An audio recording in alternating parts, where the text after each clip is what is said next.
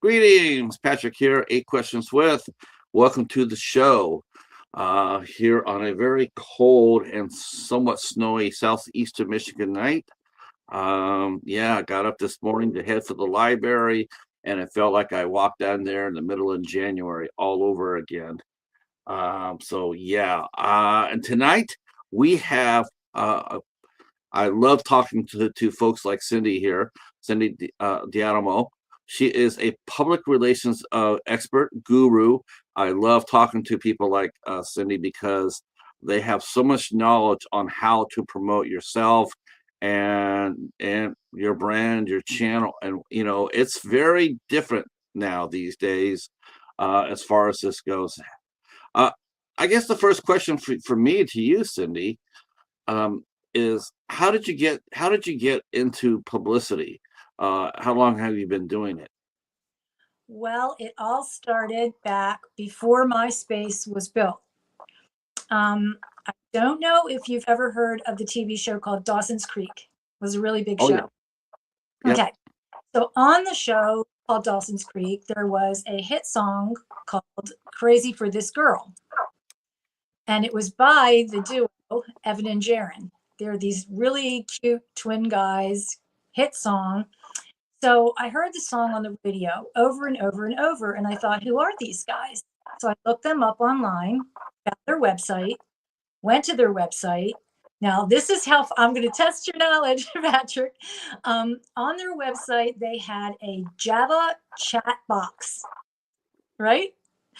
And because there was no MySpace, there was no way for them to interact with their fans. So they used this chat box. So one or the other of the guys would come on daily. And if you were one of the lucky fans that was on when they were on, you got to talk to your star that you were listening to on the radio. I was like, wow, I'm talking to a star. So we'd go over and we'd chit chat with them, and they were so nice. Marketing geniuses, by the way. The one brother, Evan Lowenstein, he developed the platform Stage It. If you know Stage It, where you can perform live and it streams. Okay. Okay, I, so I haven't heard that one. he was the first streaming, like live streaming, like indie guy gets on there, says to their friends, watch me, I'm going to stream, and you can charge $5 a ticket or whatever. Right. Okay. That later, much later.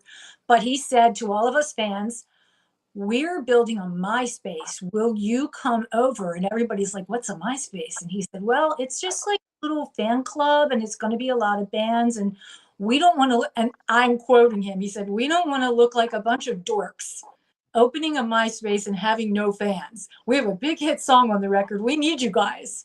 And he said, if you don't know how to build a MySpace, I'll build it for you. Oh So wow. he said to me, you're a big fan. Do you know how to build a MySpace? I said, how hard is it? And he said, not hard. I said, is it a wizard, or is it like you have to do HTML code and build a website? He goes, no, it's a wizard. You just pop in. I said, oh, yeah. You just pop in your photo and what color you want. And I said, yeah, I can do that in like an afternoon. So I went over there to support Evan and Jaron. And that was the beginning of the onslaught of the indie music for me. So that's when I really started music. Uh, I can tell you from experience how cool it is and how important it is to to do publicity.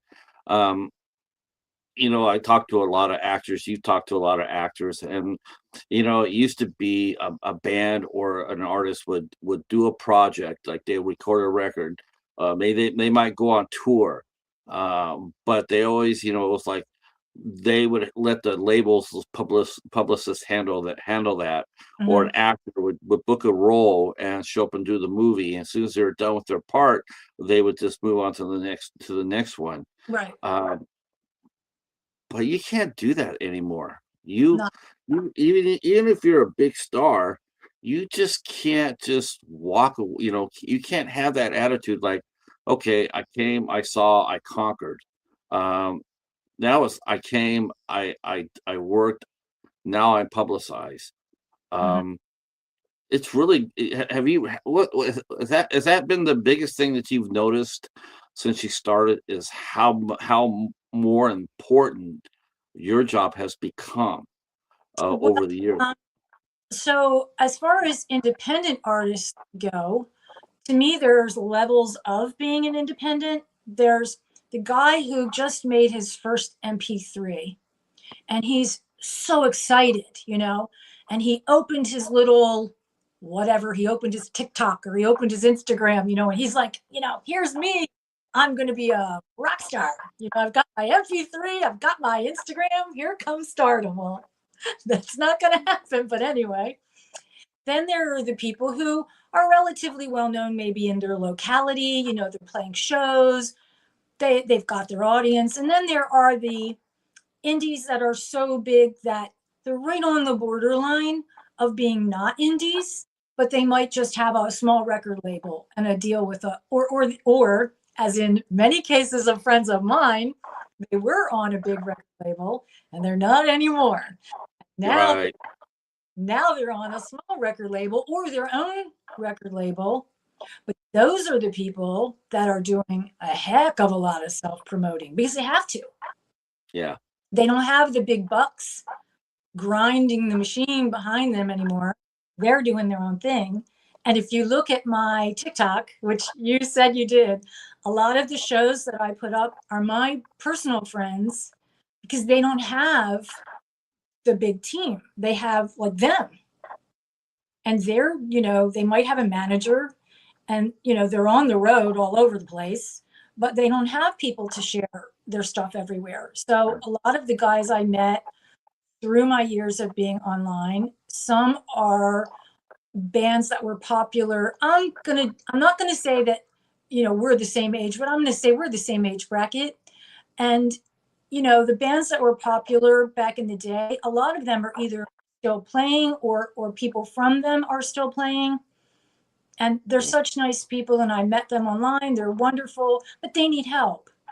And I'm glad Yeah. to share friends in addition to the people that I actually, work with on a one-to-one every day. I've got tons of friends in great bands. And some of the bands have been very kind to us, very generous with us, helped us with contacts, helped us with shows, helped us with people to send things to. So they're anybody you see on my page, they're good people. And isn't that funny? Because back in the day, that was actually reversed. Like they depended on you to do all that stuff, to have the contacts and this and that, and the Mhm. radio contacts when radio actually meant something. That's probably the biggest thing that's probably changed in the last 20, 25 years has, everybody talks about the decline of network TV. Oh yeah. I think it's decline of radio. It's radio is not anywhere it doesn't have anywhere near the clout that it used to have. It would make or break an artist. They don't have that power anymore. And that's to me, honestly, that's a good thing. If a radio station was even allowed to break an artist, because the bigger stations, they already have their music, it's pre-programmed. They have no say in what they play. No. And the way I know that is my older son's best friend growing up. His mom was the drive in the morning DJ, who cracks all the jokes while you're driving to work. She was on one of our big stations. And I said to her, I represent all of these independent artists. And she said, our music comes to us pre-programmed. All the songs are on there. We have the commercial breaks in there, and we just know when we're supposed to get on the mic and talk. We have nothing to do with the music that's on the station. Yeah, I can actually, as far as that goes, I'm trying to think. I know for sure because it's funny because I was in music for 10 years. I moved to Michigan from California, and I knew how the concert scene was shifting. And when I got here, in a really weird way, I didn't listen to any commercial radio. The only thing I ever listened to was just talk radio. Um, but I still kept my eye on it, and what have you. And the only DJ, like I've been here in Detroit for 20 years, and not once has a Detroit act broke out because of radio. Right. Not once. The last person I can tell you that I know that actually was truly instrumental in getting a band out there was uh, uh,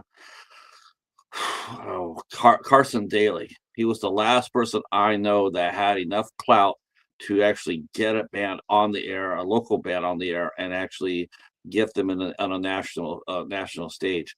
I don't know if anybody has done that since on that level. Well, Um, no, I don't think on that level, but I did meet a couple of people who I'm originally from Maryland, and our big rock station when I was growing up, like the harder rock, was 98 Rock. And so I became friends with one of the big DJs on 98 Rock. And he told me about a program that they had where they only played independents. It was just one block, and you could submit. He gave me the address. I submitted. And then they also did live shows at a little place called 8 by 10, which I don't even think is open anymore. They used to do a like music discovery show from the radio station. He doesn't work with that station anymore, but he's a really nice guy. But there's also one in Texas where my Texas artist is, and they used to have an indie block on their big rock station, and I was friends with the guy around the block, and so we played on there. So we've been like, my artists have been played on major stations, but that's because I have a friend, and there's an indie show. So as far as getting an independent artist on a major radio station, and I mean really independent, I mean like somebody that nobody knows, it's right. next to impossible. You have to have contacts, which I've got them. I've done this for so long that I've got contacts everywhere. I mean, I work US, Canada, UK, Australia.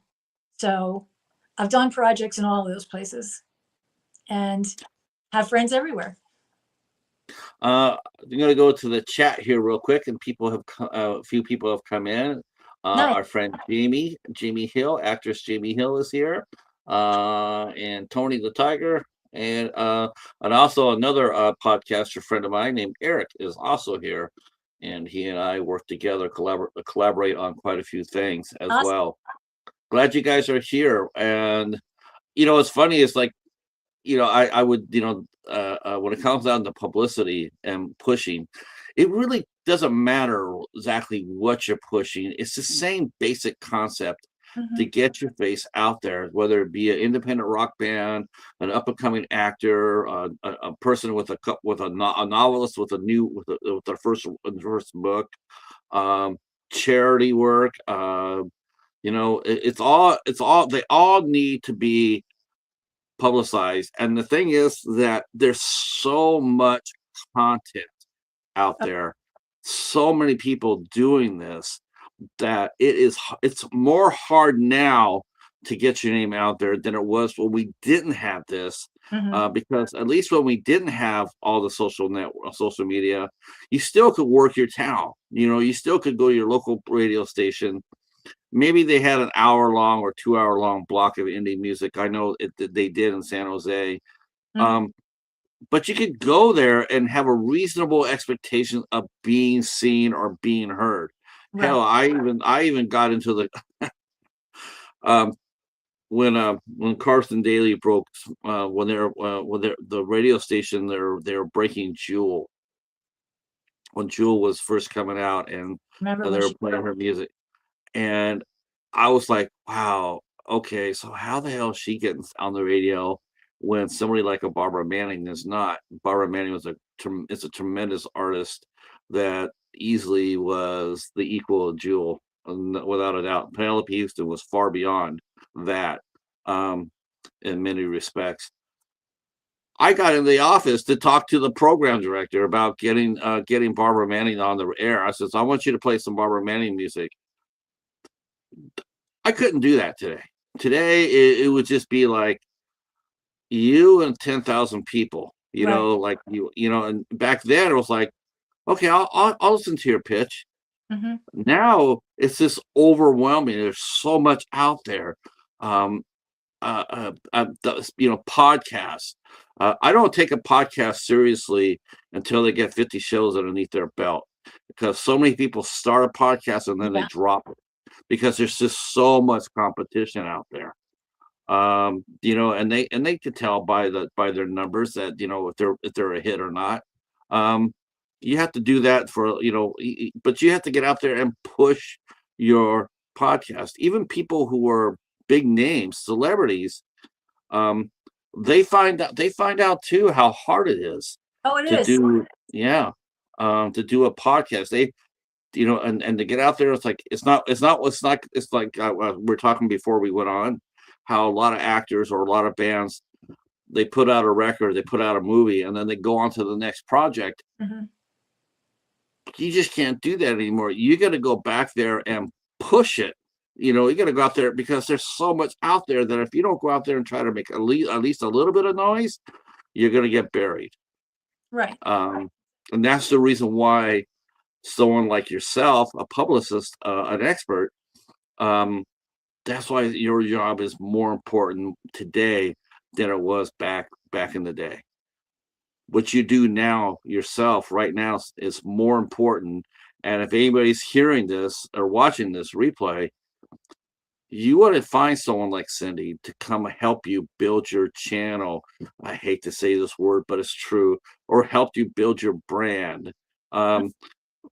Hopefully you don't consider your music a brand, because you lose a lot of people if you say that. Hopefully you don't put your movie out like, yeah, this movie fits my brand. Nobody wants to hear that, right? But they want you to, they want to be seen, they want to be heard, and it's such a huge clutter. And you need someone like yourself to rise above and take them with you. Well, I think people have the desire to make the art. And when they're first starting out, that's their main thought. Like, I want to make the music. I want to make the first MP3. I want to make the, 3-song EP. I want to make a full album, which don't do it. Please don't do it. Because, in fact, if you do, and you've done no other work, and this is your work, you plunk down a lot of dollar bills to do a whole album, even if you do a little local studio where there's one guy who wears every hat, does all the work. He might even play all the instruments, who knows. Then you wind up with how much ever you've spent, and then you copy. If you're doing physical media, you might make CDs. You might be making vinyl because there's such a resurgence.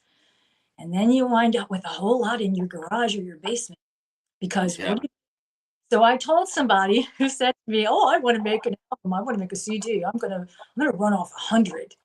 And I said, "Well, you need about 10 to start your publicity, and then you're going to have 90 fabulous coasters." Because what are you going to do with 100 CDs when you're brand new and nobody's ever heard of you?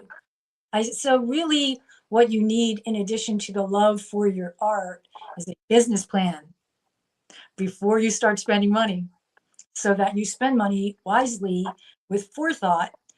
You have a goal and you do the steps towards the first goal, and then you build on that to the second goal, et cetera, et cetera. That's how it's done.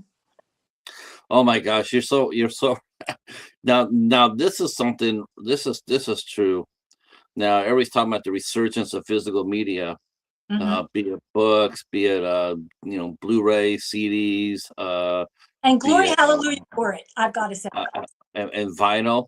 But the one format where you don't hear anybody talking about, like, I can't wait for that to come back. The only platform I see going away, and I don't see it here coming back, is the CD. I don't even see them in thrift stores anymore.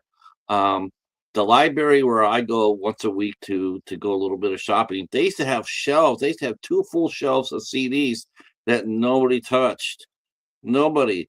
They end up just like giving away for free, and then they decided that they weren't going to carry them anymore at all because they just didn't move. And I see that in a lot of thrift stores like Salvation Army or Goodwill. They don't really carry that many anymore.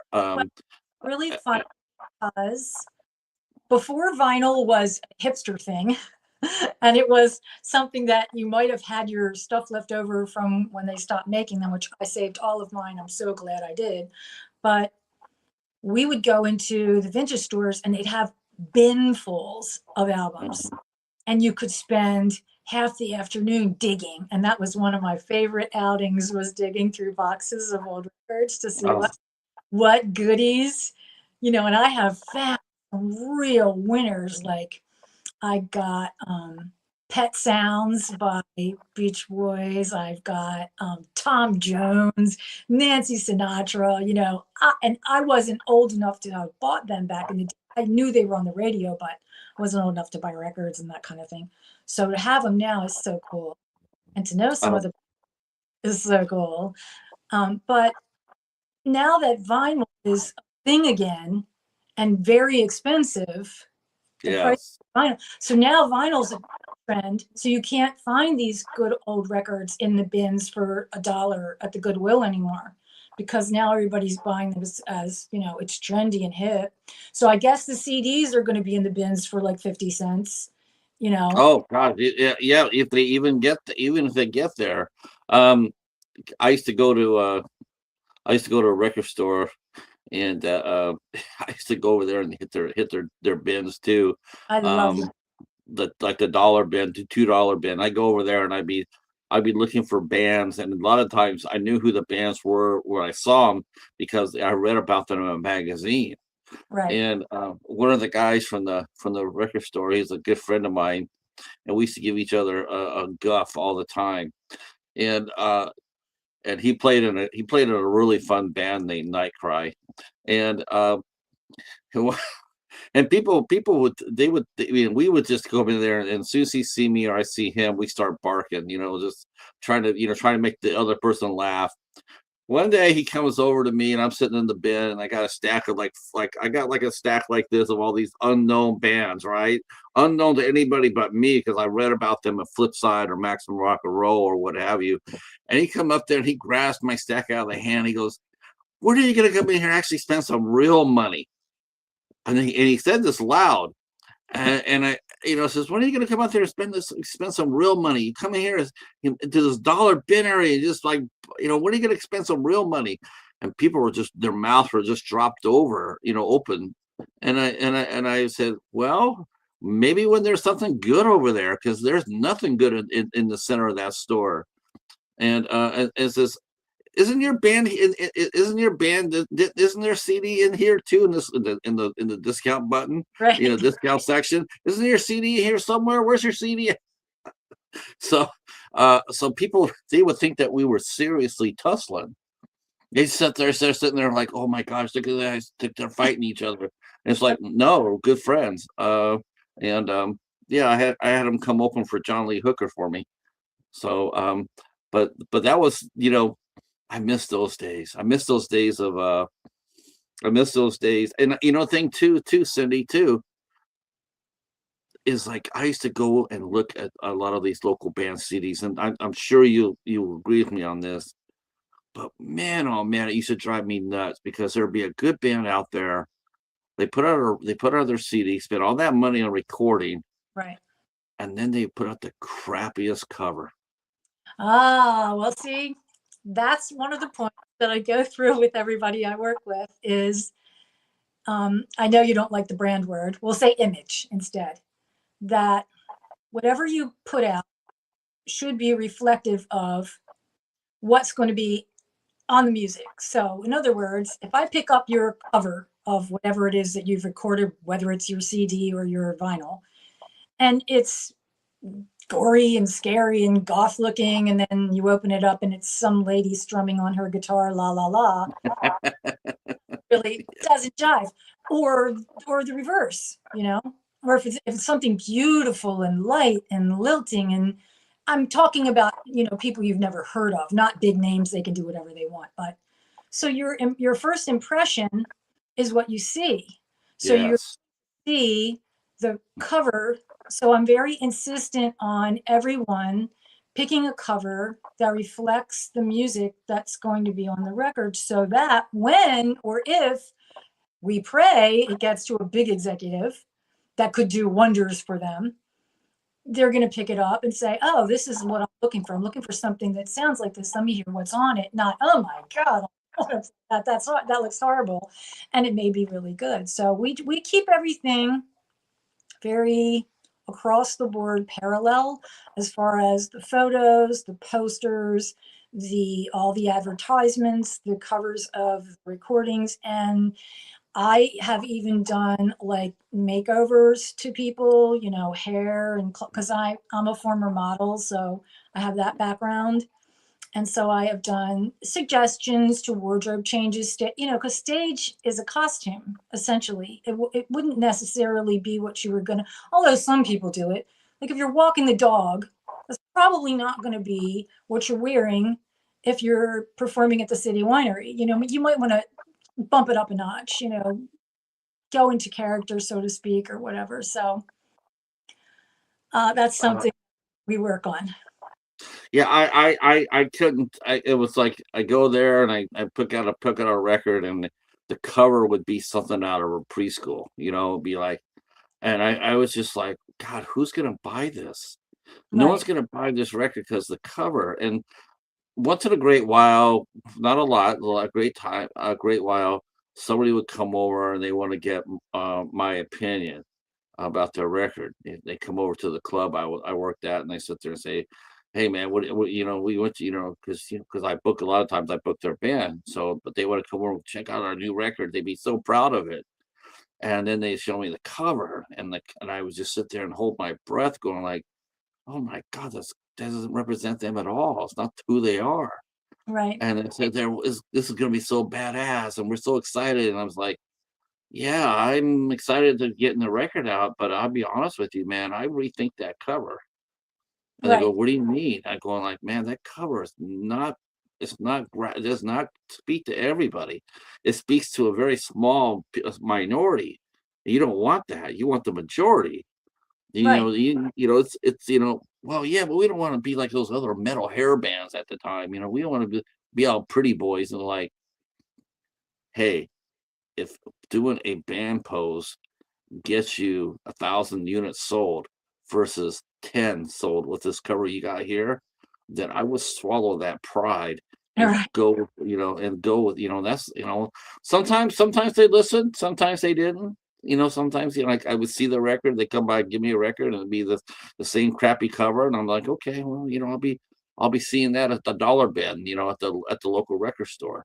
Well, And sometimes not even the choice of the artist. For example, I was working with a wonderful Canadian artist named Bob Rylett, who is a Canadian Americana. So what would that be? Canadian Acana? I mean, what would you call wow, Americana? wow, roots music, call Yeah, it roots.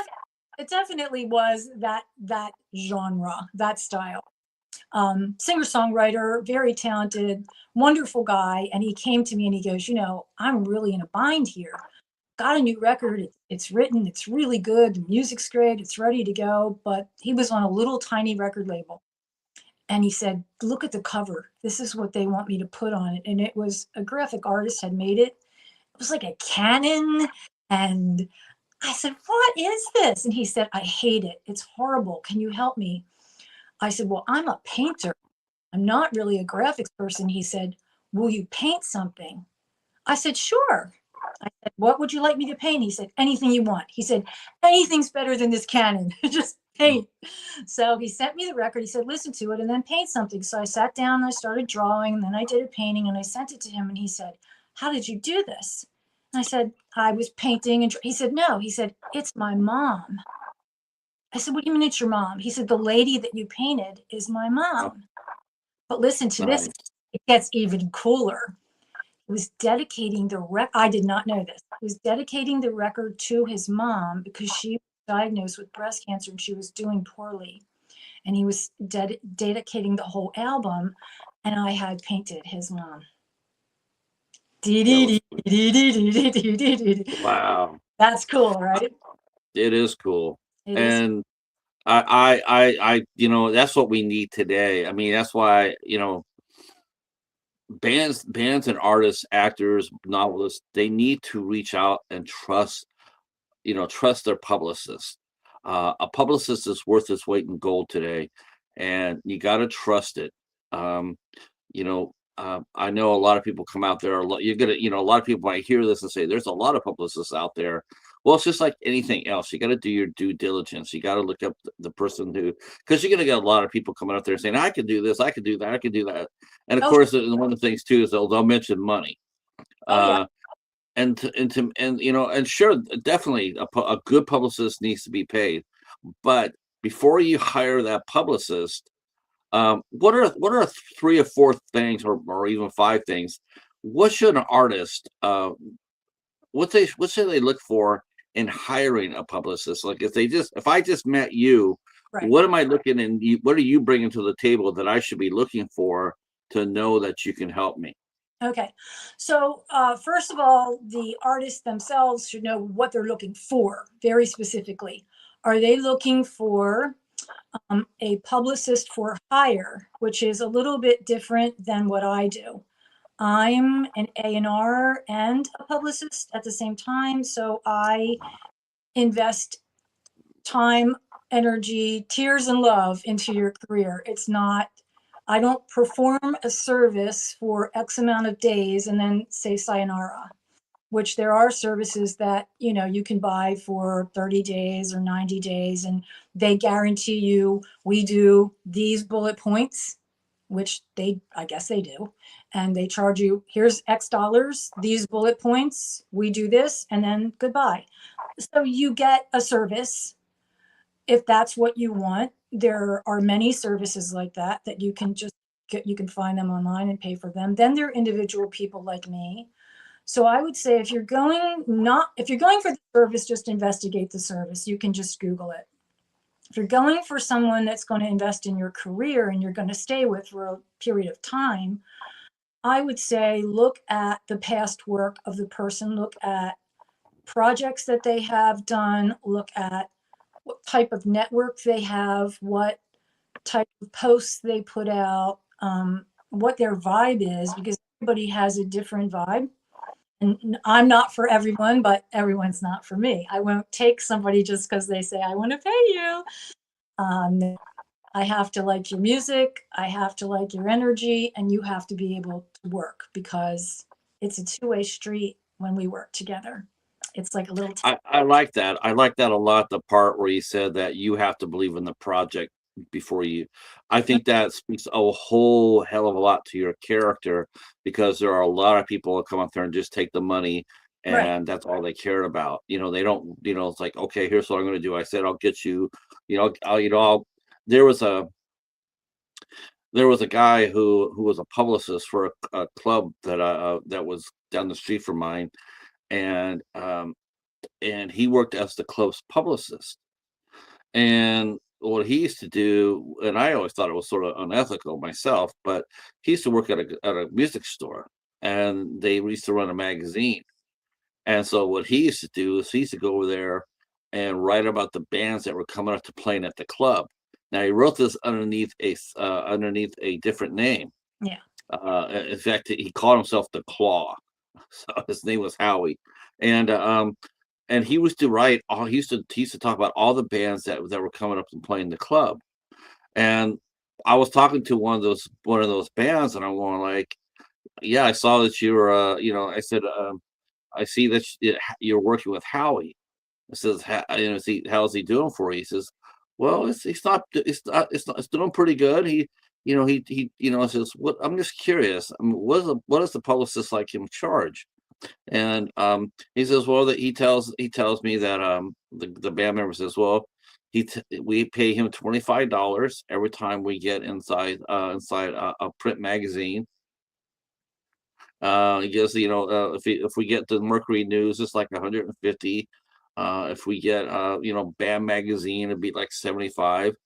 But I'm going back and going like, wait a minute, did you say $25 for like, yeah, like, for the like guitar shop, and I'm going, oh, that's interesting. So he's publicizing the bands that are not only playing his venue, but he's also charging them. He's placing them in a magazine that he can control, and he's basically he's double dipping. Right. You know, and I was like, wow, that's really something else. I didn't think that was right. I mean, of course he's going to be able to put your name in there every month. He works at Well, the store. if people will pay for it, then the guy's taking their money. So there's a lot of that Mhm. on. So I would just say, really, investigate and see what it is that if you're a starting artist, you need development before anything. So you need the first steps. You have to have your foundation built before Yeah, you put the star on the Christmas tree, because if it's not in the stand, it's going to fall over. So you have to get your building blocks done, and then you build up in a circular manner, and you hit a lot of different boxes as you go, and you keep going and going and going. But you start, a lot of people from, started one band from one MP3, and we worked on MySpace together, and that was an experience. But yeah, there's a, I meet people who are in different stages of their career, and they need different things. I'm not like a yeah, one shop, it's this amount of money you get, blah blah blah, pay me, give me money, and we're done. It's everybody needs something different. So I want to hear your yeah. story. I want to see where you are. I want to see the advice that you need. I want to see the building that you need.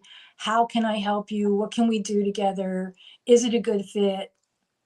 That's what it's all about. I'm an ethical person, and I don't believe in taking money that isn't earned. And I turned down some pretty good jobs, working for, I'm not going to name drop because it's not right.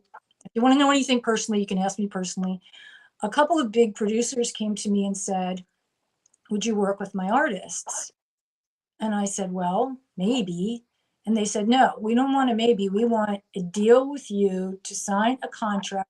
You will promote our artists, and you give up Lady Lake. You don't do that anymore. You now work for my studio. You follow me around the country.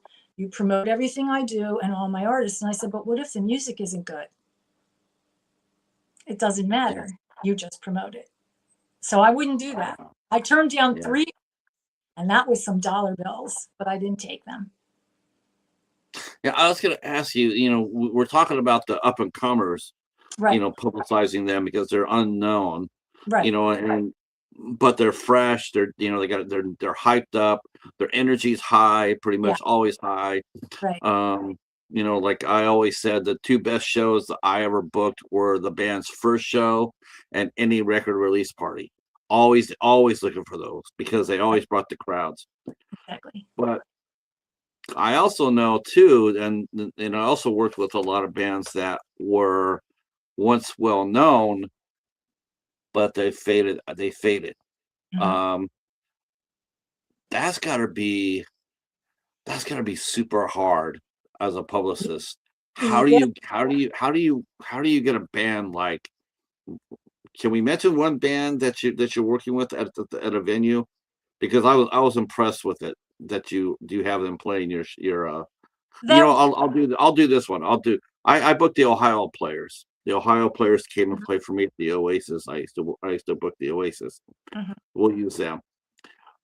Now, of course, they're way past gone as far as as far as putting out records. I mean, they hadn't right, put out a record in years. And but they were still touring the country. right. They're like a Um, you know, revival reunion, and people love those. right. I mean, there wasn't all the original members. It Right. was it's just, but they're turning underneath the name. Uh, Super nice people. Oh Awesome. my gosh. Their road agent was one of the nicest ladies I ever met in the business. Um, but they were touring, like you could tell that they've seen better days. Uh-huh. And I I'm glad I booked them. Though we only did like 400 or 500, I think it was, out of a 1,000-person room. Mhm. And so you could just tell, and it was hard getting any radio behind it. Radio were like, who? And it was Right. like, wow, that's really disrespectful, because it's like Yeah. the Ohio Players were once very well known, and Right. and they're influential. And so some 25-year-old college kid coming out there and saying, who are they? Exactly. Um, not the demographic or market for that band anyway. So No, it was just like, wow, you really don't know who they are. I mean, ask your parents. Um, and they came over, and to me, the thing was like, okay, well, you could do one or two things. You could just relax and just know that people know who the Ohio players are, and just like, okay, or you get out there and you bust your ass for it. mhm, Well, of course, I busted my ass for it. right. Um, uh, uh, um, but I still only had between 400 and 500 people. Mhm. Was not very big show. And their tour had actually been a lot like that. I mean, they were going from playing in front of, until the festival started, until the bigger concerts, and Right. even then, they might get an opening spot. And you sit there and you think about the Ohio players get an opening spot. That's just crazy. They were Yeah. headliners at one point. Well, Is it harder? Is it harder to promote a band like that it was has seen? well, okay. So there's a couple of I have so many stories. We could do another show, but um, I'll tell you a story of someone that I worked with, and I'm not going to name names. You can come to me personally about anything. So this gentleman was formerly on a big label, and he lost his contract, and now he's on like a DIY little label. And he was famous enough to have been on all the late night shows, Letterman, all that stuff. You can tell when he was famous because I said Letterman. And Yeah, so now he's, I would say, an upper crust indie because people still know who he is and he's very talented, but he's not famous with the younger people. And he's very good. His manager does his tour, and she books him at the same places as my people play, which I find curious. But then when I look at the amount of publicity that he gets, he's not really promoted properly. So she came to me and asked for help. He was involved in Bruce Springsteen's charity, and I have a lot of friends in Asbury, and the Light of Day Foundation does a European run with a bunch of singer-songwriters from the generalized area, and he was going over on that. And so I was representing him, but the entire group did not have a PR person. Bruce Springsteen's charity did not have a PR person to go to Europe with. So I just called everybody I knew, DM'd everybody I knew, emailed everybody I knew, because I have a whole European side, links, radio, everything. And I got them all kinds of stuff. They didn't have anything. And I said to his manager, why don't they have a PR person? She goes, well, they do. And I said, well, what is this PR person doing? Because I don't see mm, any radio interviews. I don't see any magazines. I don't see anything. And they're going next week. Where's all the preliminary? You should have all this. You should have all kinds of stuff that you're talking about right now. Anything with Bruce Springsteen on it, somebody's going to take it. Some radio station's going to take it. Some magazine's going to take it, right? Bruce Springsteen, right. of course. So she said, you're really good. So she recommended me to this whole entourage, I'll call them. And they weren't having it because I'm a blonde chick. And how could I do real work? How could I know anyone? How could I be a professional? And then I got them all this PR. So then they all befriended me. But prior to that, it's a boys club. A lot, a lot of people, they, you know, and this is the danger. I mean, this is the danger too. A lot of these older bands, they rely on their name. They rely, like, you tell people like, yeah, it's they're connected to Bruce Springsteen. Oh, Right, that'll put 1,000 asses in the seats. right, I hate to say it to you, but that might have worked about 25 years ago. right. Doesn't work today, does it? Well, it didn't get, I thought there would be so much buzz and so much hype. That's what I expected. And when Yeah. they're all very talented and the shows were all really nice, but I was expecting the media to be very enthusiastic about this, but I guess the word didn't get around. I didn't get a press release until the plane was actually flying to the UK. And I should have got a press release like way in advance so I could do work. So it is what it is. And I really love all of them and they're all talented. It's just not the way that I work personally. Everybody does, Right. everybody does things differently. Let's see. We got some folks that came in. Jerry, hi. Jerry's saying hi to you and me both. I do believe this is my buddy Hobbs in front of this. Says here, says, who is the PR person for Tiny Tim? that's, that's a good question. Let's see, he wants me to hold up my cup. Are you being sponsored now? I'm not being sponsored, but I do have a Tigers cup. I'm looking to, I want to be sponsored by the Cincinnati Reds. So, you know, one of these days I'm going to bring out the Reds cup and hopefully it'll give me a sponsor. But until then, I'm using my Tiger cup. And then, yeah, you know, that's a good question. Who represented Tiny Tim? You know, it's really interesting. Whoever did a good job toward the last half of his life because he was being seen more, you know, being more toward the end. He passed too soon, of course. Yeah. But I mean, there was a time in his career where he was completely forgotten. And then, you know, social media, maybe a hot movie or a song placement that helped bring him back to the public Right. eye. But, you know, you can't depend on that. You know, you got to go out there and make it happen. And one of the first things you can do is make it happen is hire a good publicist. If you're serious about that. I know a lot of people says, well, I can handle my own publicity. And I've had people tell me that. And it doesn't really end up so well because they just don't know where to go. They don't know where to start. Also, there's And no objectivity because, you know, it's about you. There's no sounding board. There's no second opinion. There's no help with the situation. So it's always better if you're stuck on something to say, hey, what do you think? Right? Ask a buddy, hey, what do you think of this? Or do you like this? Or what do you think of that? So we kind of do that as well. Do I have a second that I could introduce my friend that I brought? sure, See, sure. see this little guy, you guys? He's so cute. His shirt says Companions in Courage. And his name is Stitches LaRoar. And in addition to being a publicist who works in entertainment, I donate my social media network to charities. And this charity is called Companions in Courage. They are CIC16.org. They were founded by Pat LaFontaine. If you like hockey, you'll know that he is a Hall of Famer. And what they do is they build these interactive playrooms in pediatric hospitals for very sick kids. And I love them. And I love this little guy. And I just wanted to put a little plug in for one of the many charities that I support. I have a question. Is he supposed to be a lion?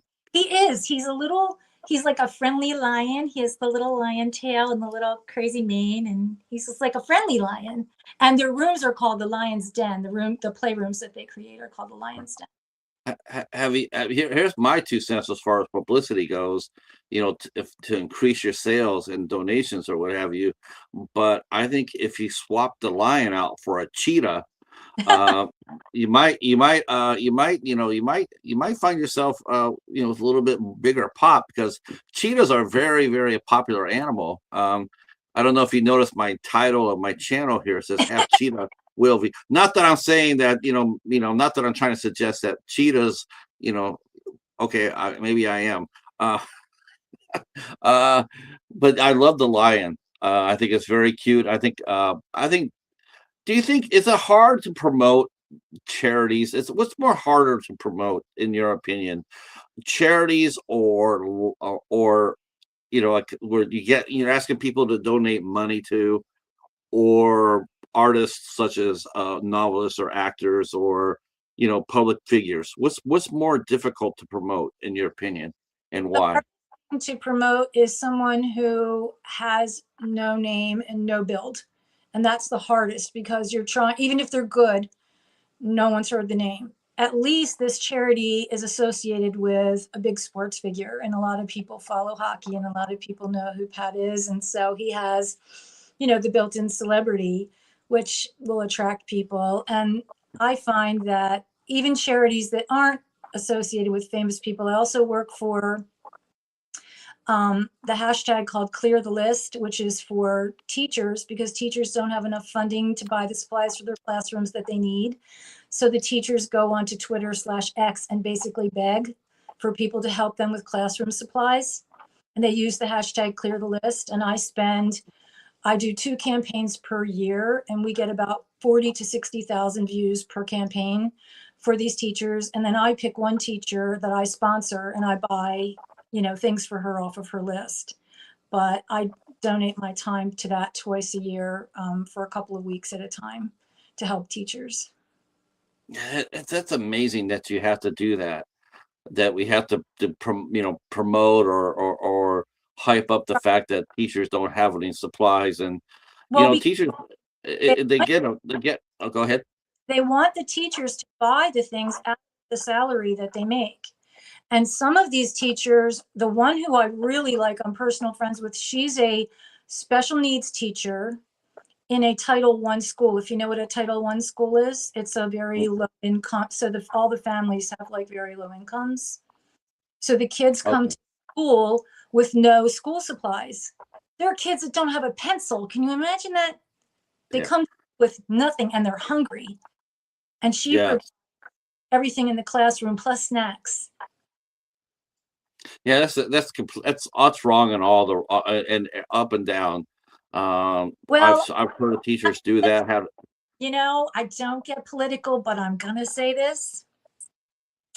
If you've got so much money that you don't know what to do with it, and there's plenty of people who are that, not me, but there's plenty of people who are that kind of rich, and there's kids who don't have a pencil or a breakfast. Come on, people, that's a no-brainer. That is a no-brainer. They're children. I can't get behind it.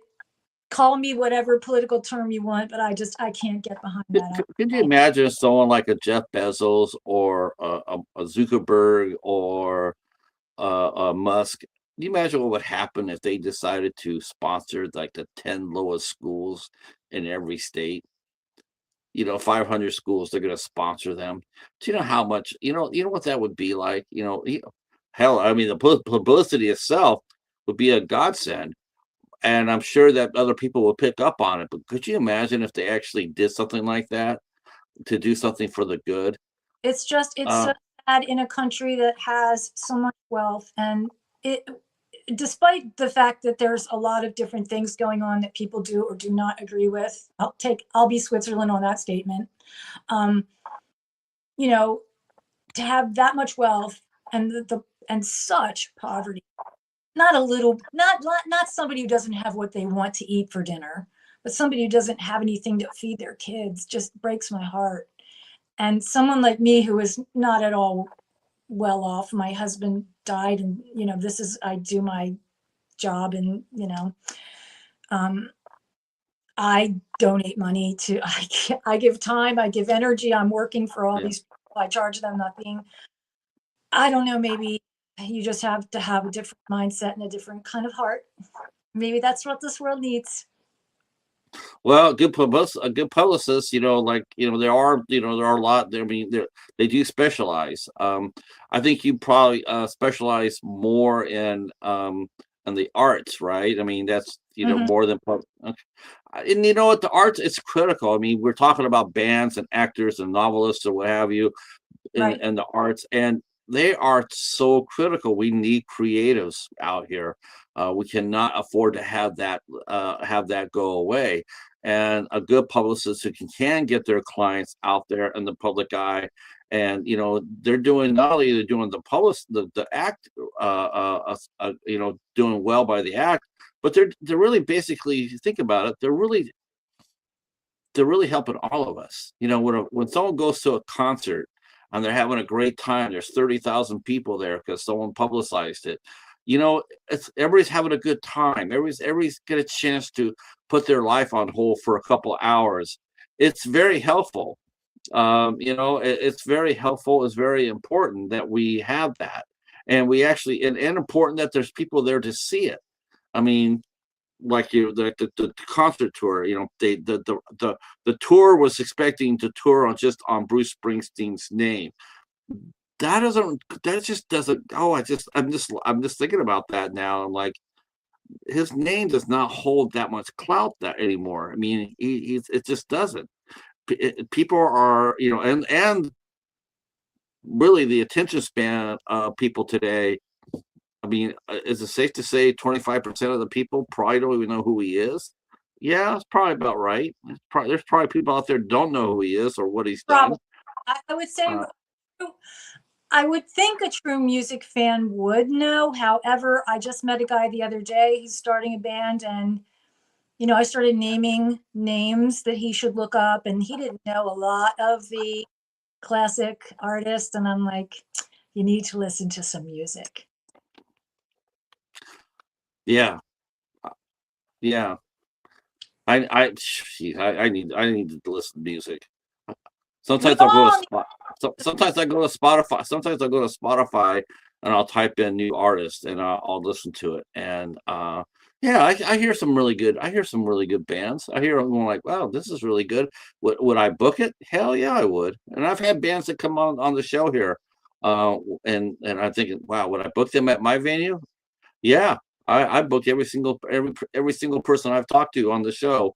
I would have booked it at my venue, and a lot of times I didn't know what their music sounded like. So it's yeah. Interesting. Like if someone, I also go by word of mouth too.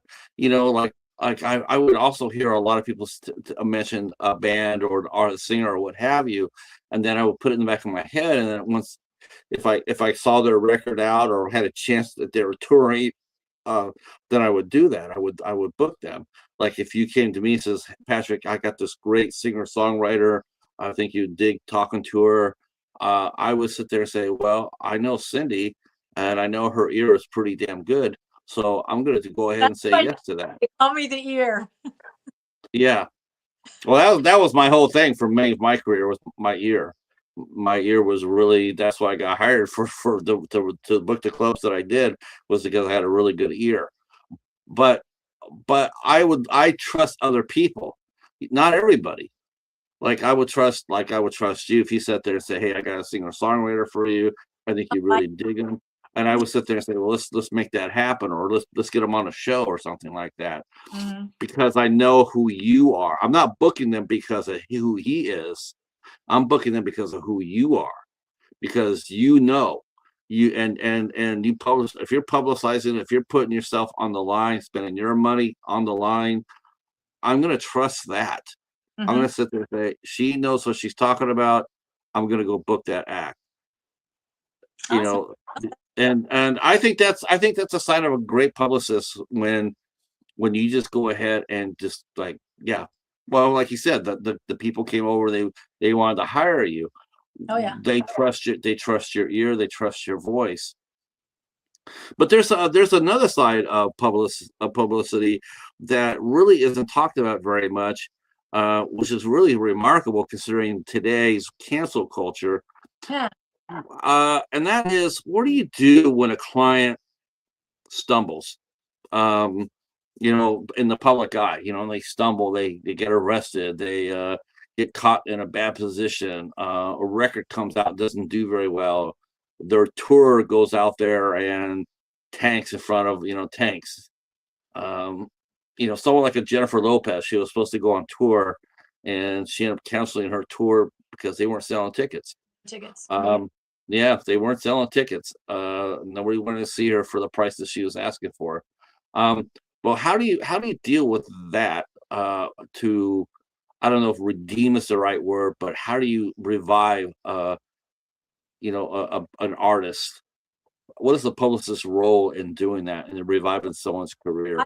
only speak from the arena that I work in, which is mostly everyone is an independent, and there are plenty of people who spent a lot of money on a record and the record bombed. And unfortunately, they had put their money into the record before they came to me. And I said to them, you know, when you're first starting out, the worst mistake that you can make is to sink many, many thousands of dollars into a full album when you don't have a business plan, because you're going to lose money. And you want to at least recover the money that you put in, if not make profit on top of it. But when you first start out, unless you have huge connections, you should not do a full record and spend a lot of money, because 9 times out of 10, you're going to lose it. Also, don't sign with a big producer. You don't need it. Don't give anybody $75,000 for a record. Please Yeah. don't. Yeah, friends of mine did that. Yeah, friends of mine did that too. And they lost everything. Yeah. So don't do that. Please don't do that. All you need is a local studio, local guy, you know, 3 songs, EP. That's Yeah. more efficient for your first go round. And then you need somebody who is going to help you, like me. And then you need to do your side of the work. You have to work as well. It's not somebody does the work for you. You work too. Yeah, EPs are, it used to be the EPs were done between albums, between major, main releases. Or I always said, put, like, or they were, used for demos. You put your best 3 songs down on an EP, maybe another one just to fill it out a little bit Right. for, because you want to feel that someone who's buying this is, they're investing money. You don't want to sit there and charge $12 for 4 songs. People they're not gonna really go for that.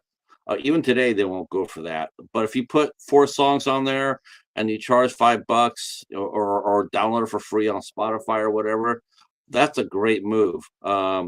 EPs are, yeah, I agree with you about the full length albums too. I never thought I would sit there and say that, but well, I'm just talking about when someone's first starting and they have no audience and they have no fans and they have no one that's going to buy their music and they don't have any shows and they want to create it so badly, but they go into a studio and they spend many thousands of dollars. I would never advise that. no. What we're talking about is when a band gets signed, a band might get signed to a contract for a big label, and the label will sit there and say, okay, we're going to give you $250,000 to make your record. So you go out there and or more. You go out there and you make your best record you possibly can. What even though you're signing for $250,000, it works like this.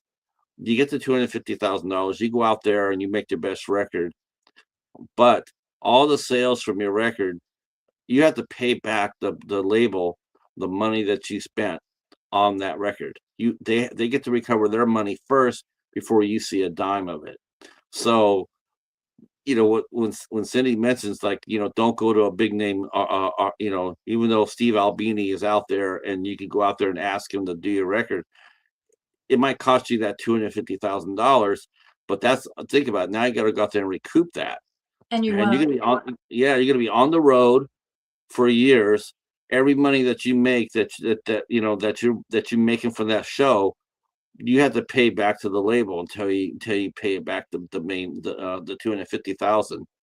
That's a lot of pressure on a lot of bands, and it is a mistake that they make for the first record, is to hire a big name and hope that the big name producing the record, Butch Vig did it. You hope that it comes back, and a good publicist will actually fight tooth and nail to help you do that. Not a poor one, and not an in-house publicist, because the in-house publicists, they don't care about you. Right. They don't care. They're right. They're not on your team. No, they're not on your team. Someone like Cindy is. You go out there, you hire her to help you get the best publicity, the best interviews, the best on TV, the news, the radios, playing at a bookstore, playing an acoustic set at a coffee shop. That right there is a good publicist and helps you get out of the hole so much faster. Our friend John is here. Let's see.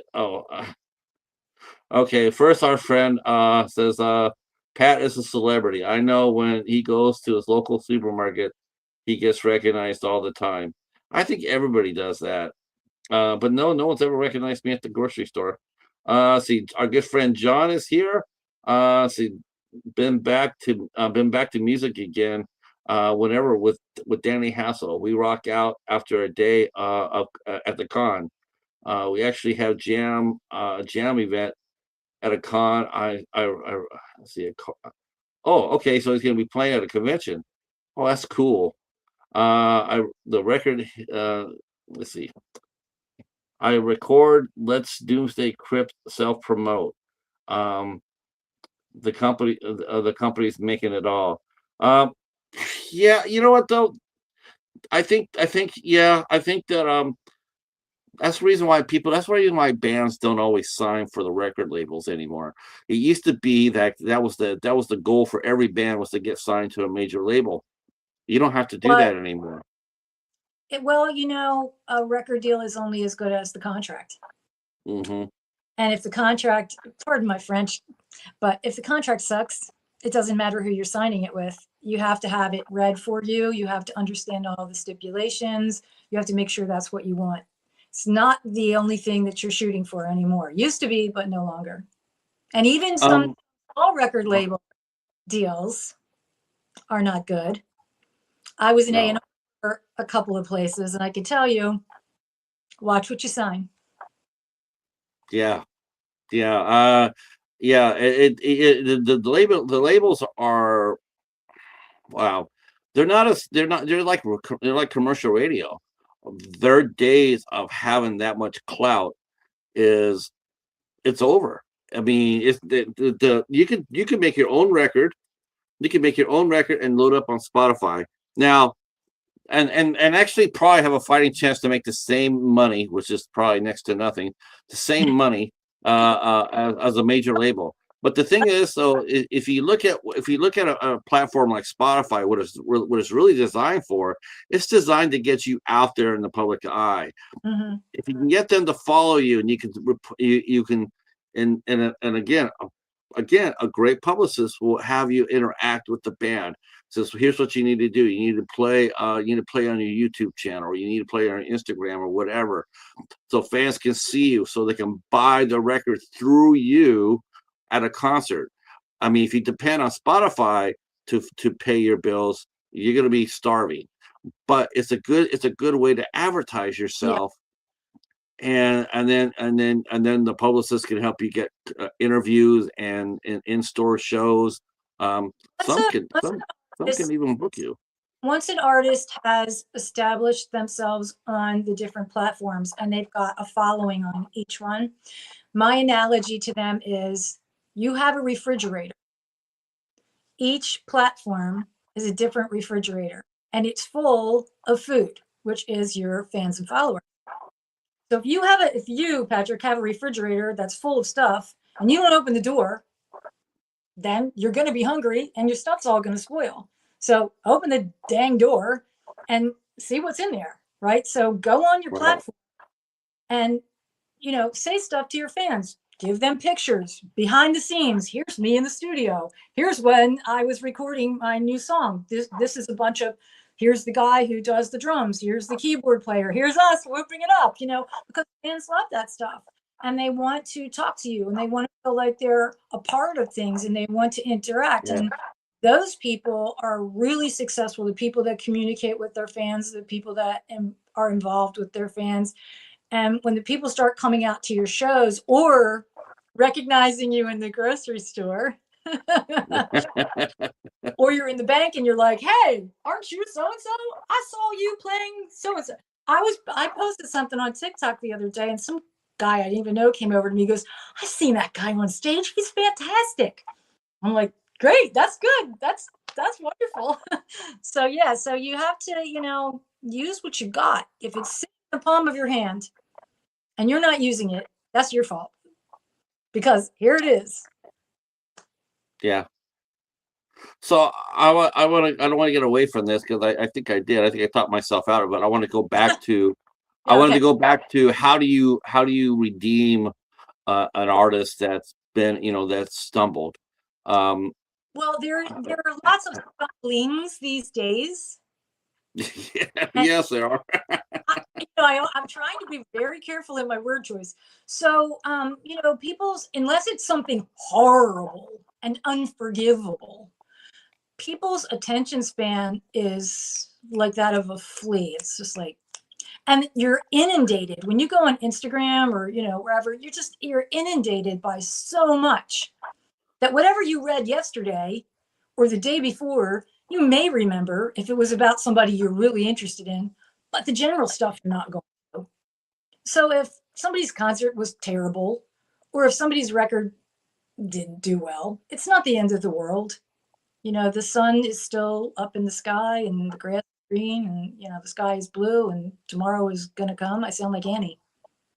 But people really don't care that much unless it's a terrible, unforgivable thing, which usually it isn't. There are scandals from the past that still kind of carry around with people. I know that people can't get booked on certain shows because of things from the past, and people can't get parts in certain movies because of things from the past, but really, most people let it go. Let's see. Okay, John mentioned. Okay, so here's John mentioned. I just saw this. We're still getting tunes together, jamming with a pal for 30 years. First person jammed with. We got some catchy things. Works ahead. So John's got a new record. Looks like that's actually gonna be recording some music here. So and just send me the raw sound. Yeah, I'd love to hear it. Definitely. Now you also work. You also worked as far as the recovery of an artist, their reputation. I do think you make a lot of good points about that. And I guess that can work. The fact that people have a short attention span, and they say that the average recovery of a person who's been canceled is 3 to 6 months.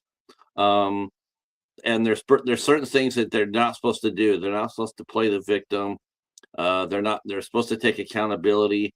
Have you been in a position of that where you've had to deal with somebody who you've had to you've had to go as far as the publicity goes and get their name out there to the right ears? No, not someone that was mine. I had an adverse experience where we had an artist appear on a show and it was an unbelievable disaster. And had that gone to air, it would have been unbelievable. Thankfully, the show host just canned it, right then and there. And it was a well-known person who had sold many records, who was on many TV shows, but obviously, I'll just say has some issues. I'm trying to be so careful because I don't want to hurt anybody or hurt anybody's feelings, but this particular person I would never have anything to do with again. And it's a shame because I really did like their records, but not a very good. It's very sad when people you really like, who you meet, kind of bust your illusion. Yeah, I've had a few of those. I get reminded of it a lot too. The last show I booked before I came out here to Michigan, I see his name all the freaking time, and I'm just like shaking my head, going like, I wish to God I could have went out on a higher note. But the only thing I can sit there and say is, what I did when I worked with him, he was really, really a nice guy, and nothing like you see today. I mean, that person was not there, but now he is who he is, and man, it's just freaking embarrassing. That happened. You have that over your head, like, hey, didn't you work with him? Yes, but he was a great guy. He's not so great now. I have no control over that. That happened almost 30 years ago, but I still hear about it. But then there's the reverse when you meet someone and they're amazing. Yes. So I'll tell you two people that were really cool. One I had met before and one I had not. So the one I had not was Tony Orlando. Nice. He came on to the show that I promote, and he's amazing. you know, as famous as Tony Orlando was and still is, he is just a regular person, so nice, so kind, thanks you for everything, thanks you for promoting him. Who else did that was the Bellamy brothers. So nice. They came over to me and they said, thank you so much. I had an artist on the same show as the Bellamy brothers. They were back to back on an interview show like this that had 2 guests per segment. And so I promoted them too because I was promoting my guy. And then I said, well, here come the Bellamy brothers. They came over and they said, you're so nice. Like, we're not used to that. Why would you promote us? And I said, why wouldn't I? So they Yeah. friends on everywhere, and that's why I was promoting them the other day. We've been friends ever since. They're great guys, by the way, Bellamy brothers. But who's lovely is Tommy James. If you've ever worked with Tommy James, what a cool guy, and stories for days. He's a great guest, by the way. And Wow. I met him in Maryland at a club. He was doing the New Year's Eve show, and he was the nicest guy, and I was like 20 something. And then he appeared on the program that I promote, and instead of talking about music and music history, they started talking about UFOs and aliens, and it was the best thing. I was just so into it. He's the coolest. He makes Tony Orlando's a great guest, and he's a great guest. Tommy James. Yeah, that was I love it. I love it when that happens where where they go off tangent and they talk about you know, because you know it's like when you do an interview show as well, and you know, like I don't know if you do. I don't know if you do preset questions. I don't hear. I just go off the fly. But it is fun as hell when you talk to somebody and they're expecting the same questions, and then Yeah. you hit them up with UFO questions. It's like, you know, they and you see them just literally light up. You know, light up. You know, all right, something that we can talk about. You know, it's like, yeah, you know, we don't have to always talk about the same thing you always get asked about. We could always say, you know, Sometimes shows are very predictable, and it's the same series of questions, and you kind of know what's coming at you. And then mm, sometimes people get very creative, and they ask you something that is so off the track, and you can't possibly have anything prepared, so you have to be spontaneous. And that's when it gets fun and interesting, and you get into storytelling, and you get to kind of know the um, celebrity or guest or whoever, and that's what makes a really super interesting segment, I think. I want to talk a little bit about your company, um, Lady Lake Public Relations. Tell us about the creation of your company and what services do you provide? Okay, so I started in our pre-show chit chat. I started on MySpace when a little indie band came over and said, "Hey, lady, will you listen to my music? How do you know Evan and Jaron? Do you know them? Are you famous? Are you somebody?" I said, "No, I'm not famous. No, I'm not somebody. I do know them, and I will listen." And they were very good. And they said, "Can you talk to them for us?" And I said, "Well, it depends on about what." And they said, "Well, we're going to do a show with them." We got to be their opening act, and it was at a club in New York. And so I went over to Evan and Jaron and I said, "Hey, have you heard of this band?" And they said, "No." And I said, "Well, they're your opening act." And they said, "Well, our manager must have, did a deal or whatever." And I said, "Well, would you do me a favor and listen to them and then come back to me and tell me what you think? Like, do you think they're good? Do you think they have any promise? Do you think, you know?" So they listened and they said, "Yeah, they're not bad, but they're kind of young. They need to be a little bit more serious about entertaining an audience and working at a venue in New York." And so they have some growing up and stuff to do, but the music was good. So I started helping that little band who was the opener for the famous guys. And then people were just trickle over. And then I thought, well, I can really probably help these guys out if I just figure out a little more of what it is that they need. So I met a guy named Michael Harnett, and he hadn't gone into everything he's into now. I don't remember what he was doing back in like 2006, but he said to me, "Oh, I can give you all this advice." So Michael Harnett gave me a 3-page document of things to do to help promote indie artists. And I followed it by the letter. And then I met a lady who was a program director at a community radio station who I just talked to this morning on the phone. We've been friends that long. And she said, sure, I'll tell you how to, help bands get on the radio. Then I met a manager of a big band up in the Asbury scene. And I said, what do I do? Your act is so famous. And how do you, she goes, stick with me, kid. She said, I'll Right. teach you. Then I met a guy who was a disc jockey. And lo and behold, he got, at the time, this was a very big promotion. He got appointed as the assistant to the head of Sire Records. And he had just been a DJ prior to that. So he goes, I'll help you because you help me all the time. I'm going to teach you how to submit artists to a label. Like, what are the requirements? Here's what you need to do. And he sent me this big thing. So all these people, I was like a sponge learning from all these people. And that's how I learned how to do what I do, which is a combination of A&R, artist development, and promotions. That's what I do. Or I can also just help you by using my social media to share your information, because I have a gigantic network. If you're a person who doesn't have social media, I can put your stuff on my social media. How important is social media to the publicity game? I mean, has that been the biggest single game changer in publicity? Is social media? It's the bee's knees. It's the cheese nips of it all.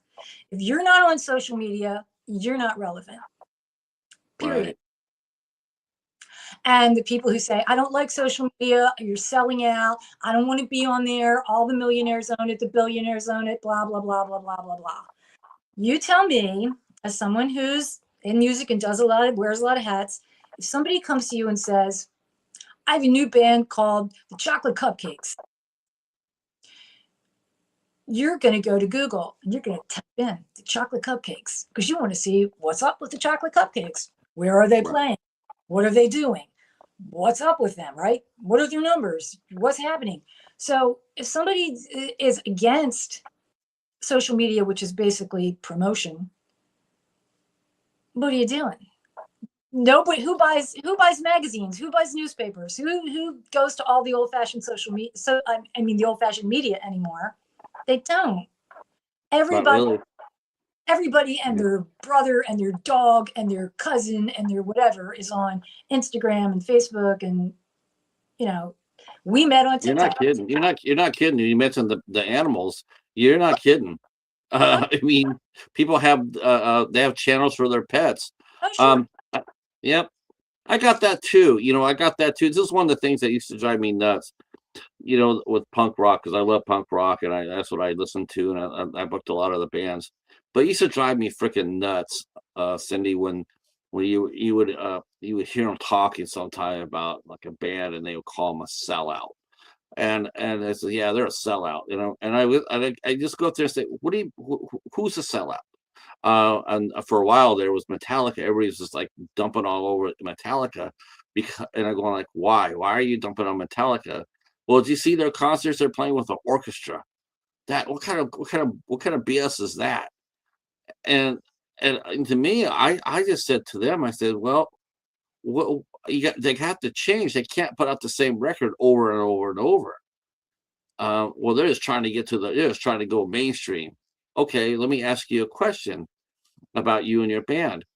Why did you form your band? Why did you put it together? What was the purpose of it? Well, because we have music we want to make, and a message to okay, how are you going to do that? I mean, we're going to make records. Okay, how are you going to get it out to the people? I mean, it may work here in San Jose, but how are you going to get it out to Oregon or Washington? Well, we're going to send it to the radio. We're going to and I just sit there and say, do you hear what you're saying? You're doing everything that they did before you were here. You're following the same footsteps. I mean, so how are they a sellout? I mean, you want to be heard. So do they. So where's the sellout? You got me. You lost me. And then a lot of times they would just sit there and say, well, I didn't really look at it that way. I'm going like, you got to quit listening to people who sit there and say, that anybody on the radio station is a sellout. No, it's just an evolution. that's the next step in their career. It's the next step in your career if you get that lucky. Well, You music know, music is an art, and then there's the music business, which is a business. mhm, And the object of being in business, you don't go into business to lose money. You go no, into business to make money. So if you're a musician and you're in the music business, your goal is to make some money, hopefully. yeah. I So mean, yeah, you want to play a practice space and drink beer and and not play out any shows. That's that's fine because that's what you want to do. but But when you run any sort of a business, it doesn't matter what your business is, there are people who do business well, and there are people who don't do business so well. And usually those businesses don't keep going. They don't go into fruition, they just flop. right. So if you don't Uh, want to go into business as a musician, then it's your hobby, which that's fine too. If you want to be the guy who plays a little thing on the weekend every once in a while and that's it, and that's fine. But don't put down the people who are in the music business doing business to right. make money from what they do. It's Yeah. I mean, I think you talk to any band that signs a record deal, they're not signing the record deal to go into debt. They're signing the record deal to hopefully hopefully make get out there and get big and make it be in the able to business. do this. Right. Right. My last question to you is, what are you currently working on as far as your company goes? Are you working on with any clients, any clubs, any tours at the moment, or Okay, so I work in music and I also work in film. So I'm working on a series of independent films.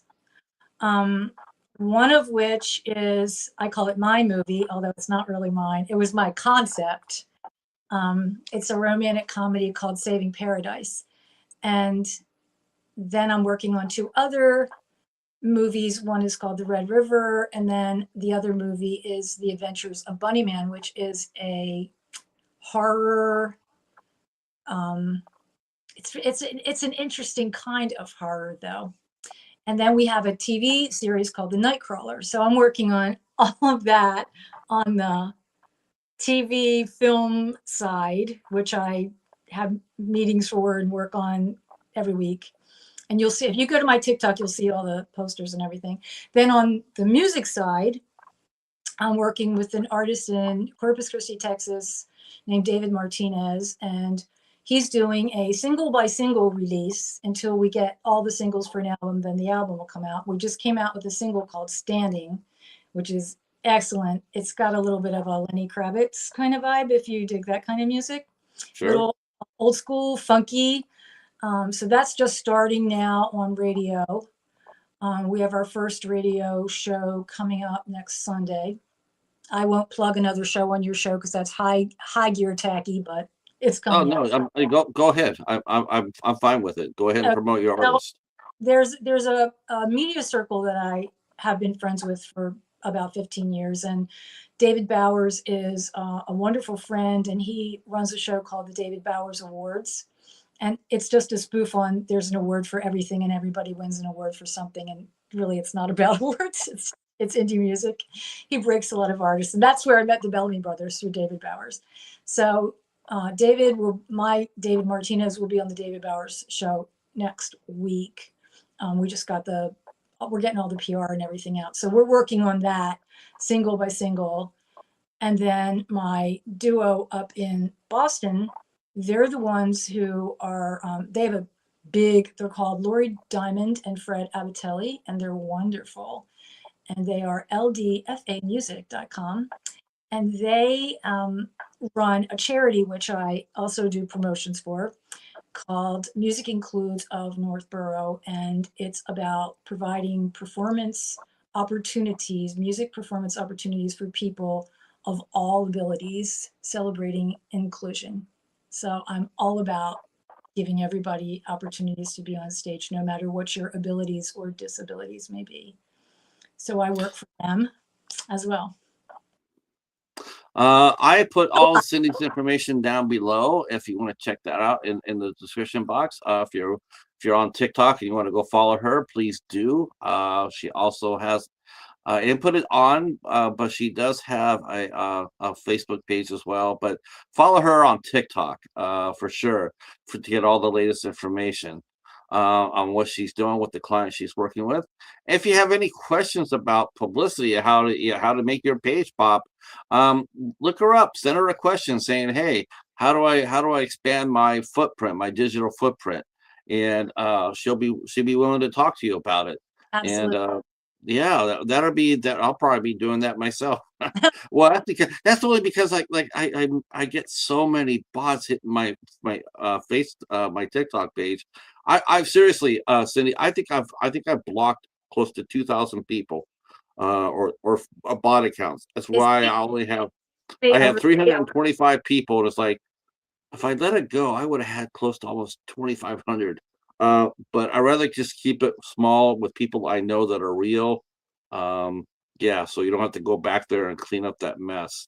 right? All right, boys and girls, that is going to be. We have hit our mark. I want to thank everybody who came out in the chat, John and Steven and Jamie. Jamie's an actress, starred in a movie called Skinner Morenik that hit big, and now she's working on some new stuff. She also promotes people as well. Our good friend Tony came by and Steven came by. So thank you so much for that. We will be back here on Friday, 8 o'clock. We're doing a Friday show with Tim and Tom Gross. And we know them because they've been here before. And it's time for us to talk a little bit of Gross Fest 2026. Super excited to talk to them. Two brothers put together an affordable, family-friendly horror convention. Last year they celebrated Mark Polonia. This year they're celebrating Todd Sheets, which is a really cool director, and I'm glad to see it. Of course, I'm going to be very curious to see how many pictures that they can get of Todd on their page, because he is notorious for not showing his face. And we're going to be talking about the guest list on there. Hopefully, we'll have a special guest on Friday popping up. I really hope that happens. And so that's what's going to happen on Friday. After that, we got nothing. I'm working on it, but I got nothing lined up after the Gross Brothers. But we'll figure something out. Thank you again for your support, and we will talk to you Friday. Cindy, you stay right where you're at, and to the chat, I'm going to say good night, and we'll see you Friday. Peace.